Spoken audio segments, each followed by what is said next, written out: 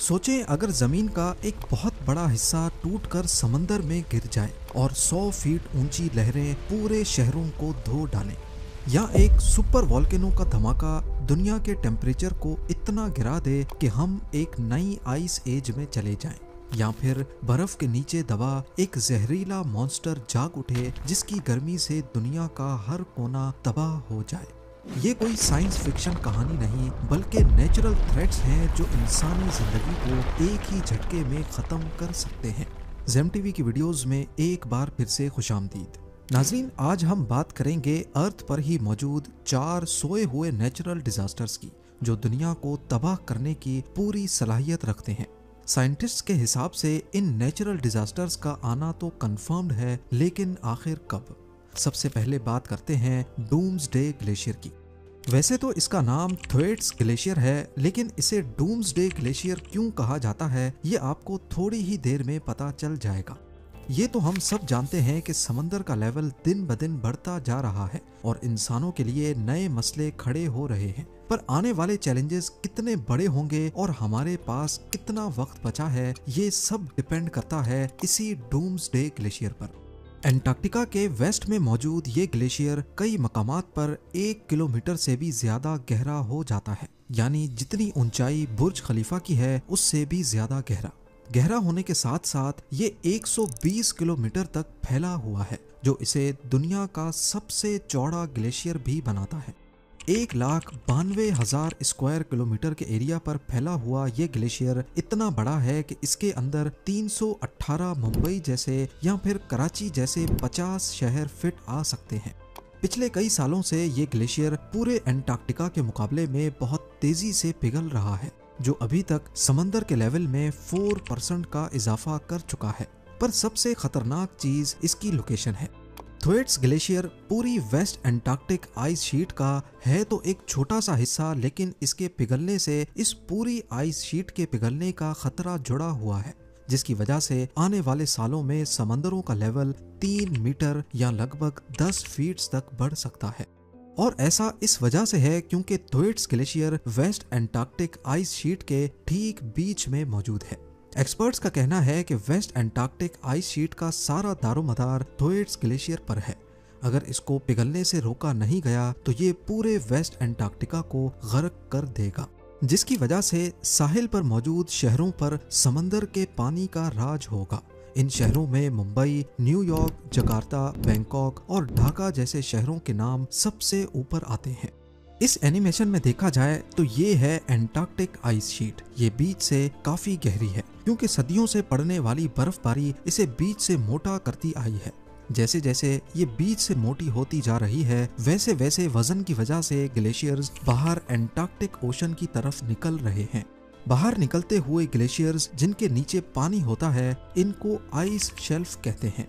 Global warming पानी और हवा दोनों को ही गर्म कर रही है, जिसकी वजह से ये दोनों साइड्स के आइस शेल्फ भी मेल्ट हो रहे हैं, पर अलग अलग रफ्तार से। क्योंकि एंटार्क्टिका के ईस्ट में जमीन का लेवल ओशन से ऊपर है, इसी वजह से यहाँ पानी ग्लेशियर्स तक नहीं पहुँच पाता और यहाँ बर्फ आहिस्ता आहिस्ता पिघलती है। लेकिन वेस्ट एंटार्क्टिका अलग है। इसका ज्यादा हिस्सा समंदर की सतह से नीचे है। इसका मतलब ये है कि पानी इसके नीचे जाकर इसे मजीद कमजोर करके इसे तेजी से पिघला सकता है। यही वजह है कि वेस्ट एंटार्क्टिका को क्लाइमेट चेंज के हवाले से दुनिया का सबसे अहम बर्फ का हिस्सा माना जाता है। सही तरह समझने के लिए एंटार्क्टिका के नीचे जमीन के सर्वे मैप को देखें। इसके ईस्ट में जमीन समंदर के लेवल से ऊंची है, जिसको लाल और पीले रंग से दिखाया गया है, जबकि इसके वेस्ट में जहां जमीन ब्लू रंग से दिखाई गई है, ये सारी समंदर के लेवल से नीचे है। खास तौर पर ये डार्क ब्लू हिस्सा तो सबसे नीचे है और यहीं पर है डूम्सडे ग्लेशियर। फिलहाल ये आइस शेल्फ पानी के ऊपर लटक रहा है, जबकि इसके नीचे ओशन का पानी इसे खोखला कर चुका है। हर गुजरते साल इसके टुकड़े टूटकर ओशन में मिक्स हो जाते हैं और ओशन का पानी इसे नीचे से मजीद खोखला करता जा रहा है। 1992 से लेकर अभी तक की बात की जाए तो इस दौरान ओशन का पानी इसे 14 किलोमीटर अंदर तक खोखला कर चुका है। अगर इसी स्पीड से मामला चलता रहा तो अनकरीब ये पूरा ग्लेशियर टूटकर एंटार्क्टिक ओशन में गिर जाएगा। थोएट्स ग्लेशियर जो पिछले 30 सालों में पहले ही समंदर का लेवल 4% तक बढ़ा चुका है, पूरा पिघलने की सूरत में ये तमाम ओशंस का लेवल आधे मीटर तक बढ़ा देगा। ये वक्त शायद ज्यादा दूर नहीं, क्योंकि रिसर्चर्स डूम्सडे ग्लेशियर में पहले ही एक बहुत बड़ा क्रैक ढूंढ चुके हैं, जिसको रोकना अब किसी के बस की बात नहीं। सवाल ये नहीं है कि थोएट्स ग्लेशियर टूटेगा या नहीं, बल्कि सवाल है कि कब। और जैसा कि आपने पहले जाना, ये चीज एक बहुत बड़ी तबाही को दावत दे सकती है, वेस्ट एंटार्क्टिकन आइस शीट। इसमें कोई शक नहीं कि ऐसा होने के बाद इस आइस शीट में भी मेल्टिंग का प्रोसेस ट्रिगर हो जाए, जो ओशन के लेवल को 3 मीटर तक बढ़ा देगा। ऐसा होने की सूरत में कोस्टल सिटीज को अचानक खाली करना पड़ेगा। Inter governmental panel on climate change के सर्वे के मुताबिक जो शहर इसकी जद में आएंगे, वहां फिलहाल 1 अरब से ज्यादा लोग रहते हैं। वो सारे लोग जब ऊंचे इलाकों में जाएंगे तो पूरी दुनिया का इकोनॉमिक डिसबैलेंस देखने को मिलेगा। इसके अलावा पूरी दुनिया के मौसम में तेजी से बदलाव देखा जाएगा, जिसमें खतरनाक सुनामी, हरिकेन्स और फ्लड्स बहुत आम हो जाएंगे। अब बात करते हैं येलोस्टोन सुपर वोल्केनो की। येलोस्टोन सुपर वोल्केनो अमेरिका के वायोमिंग स्टेट में येलोस्टोन नेशनल पार्क के अंदर है। ये एक एक्टिव वोल्केनो सिस्टम है जो दुनिया के सबसे बड़े और खतरनाक सुपर वोल्केनोज में से एक है। येलोस्टोन सिर्फ एक छोटा सा पहाड़ नहीं है जो फट सकता है, ये एक सुपर वोल्केनो है जिसके अंदर बहुत ज्यादा मैग्मा यानी पिघला हुआ पत्थर भरा है। अगर ये फट जाए तो इसके असरात सिर्फ अमेरिका तक महदूद नहीं रहेंगे, बल्कि पूरी दुनिया को तबाही का सामना करना पड़ेगा। येलोस्टोन एक बड़े कैल्डेरा के अंदर है जो लगभग 70 किलोमीटर लंबा और 50 किलोमीटर चौड़ा है। इसका मतलब है कि ये एक जायंट क्रेटर जैसा है जो पुरानी वॉल्केनिक इरप्शंस के बाद बना था। एक्सपर्ट्स का मानना है कि ये सुपर वॉल्केनो हर 6 से 7 लाख सालों में एक बार फटता है। आखिरी बार ये तकरीबन 6,40,000 साल पहले फटा था, और उससे पहले 13 लाख साल और उससे पहले 21 लाख साल पहले बड़ा एक्सप्लोजन हुआ था। इसके पास्ट रिकॉर्ड को देखते हुए ये कहना गलत नहीं होगा कि येलोस्टोन सुपर वॉल्केनो अगले 60,000 सालों में किसी भी वक्त फट सकता है। अगर येलोस्टोन सुपर वॉल्केनो फट जाए तो इसका असर सिर्फ एक देश तक महदूद नहीं होगा, बल्कि ये पूरी दुनिया को आसानी से अपनी लपेट में ले सकता है। ये अपने 1000 किलोमीटर के रेडियस में मौजूद किसी भी शहर को एक ही झटके में तबाह कर देगा। धमाके की वजह से ये हवा में वॉल्केनिक ऐश और सल्फर डाइऑक्साइड जैसी गैसेस छोड़ेगा, जिसकी वजह से पूरी दुनिया का क्लाइमेट बदल जाएगा। राख के बादल इतने घने होंगे कि अगले कई सालों तक सूरज की रोशनी जमीन पर नहीं पड़ सकेगी, जिसकी वजह से अर्थ का टेम्परेचर गिर जाएगा। इस फिनोमेनन को वॉल्केनिक विंटर कहते हैं। फसलें उगना बंद हो जाएंगी और दुनिया भर में खाने पीने की शॉर्टेज हो जाएगी। जो लोग बच भी गए तो उनमें बीमारियां फूट पड़ेंगी। एटमॉस्फेयर में सल्फर डाइऑक्साइड की मौजूदगी की वजह से बारिश पानी की सूरत में नहीं बल्कि तेजाब की सूरत में होगी। रिपोर्ट्स के मुताबिक अगर येलोस्टोन आज ही फट जाए तो दुनिया की कम से कम 70% पॉपुलेशन खत्म हो सकती है। अब बारी आती है कुम्ब्रे विएहा वॉल्केनो की। अफ्रीका के नॉर्थ वेस्ट कोस्ट से 700 मील दूर स्पेन के कैनरी आइलैंड्स हैं। यहाँ पर ला पाल्मा नामी ये आइलैंड 40 लाख साल पहले कुम्ब्रे विएहा वॉल्केनो की वजह से वजूद में आया था। ये वॉल्केनो आज भी एक्टिव है और दुनिया के लिए एक बहुत बड़ा खतरा बन सकता है। पिछले 60 सालों के दौरान यहाँ वॉल्केनिक इरप्शंस ने इस आइलैंड में एक फॉल्ट लाइन, एक क्रैक बना दिया है, जिसको गूगल अर्थ में भी देखा जा सकता है।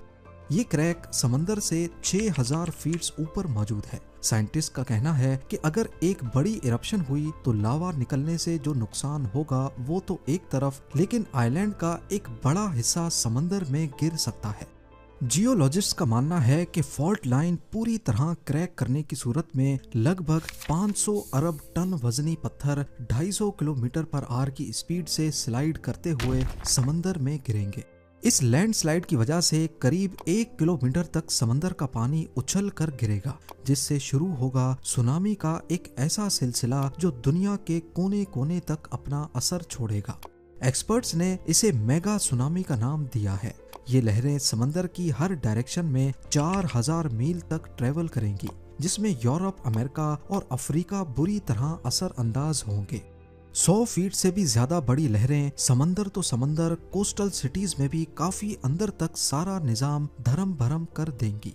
ला पाल्मा का वॉल्केनो एक टाइम बॉम्ब है जो कभी भी फट सकता है और इसका असर सिर्फ कैनरी आइलैंड्स तक नहीं रहेगा बल्कि पूरी दुनिया ही इसकी जद में आ सकती है। पर क्योंकि इस स्लाइड का झुकाव वेस्ट की तरफ है तो ऐसा समझा जा रहा है कि अमेरिका का ईस्ट कोस्ट जहां मियामी और ऑरलैंडो हैं वहां पर इसका असर सबसे ज्यादा होगा और अगर वक्त पर शहर खाली नहीं हुए तो मेगा सुनामी लाखों जाने ले सकता है।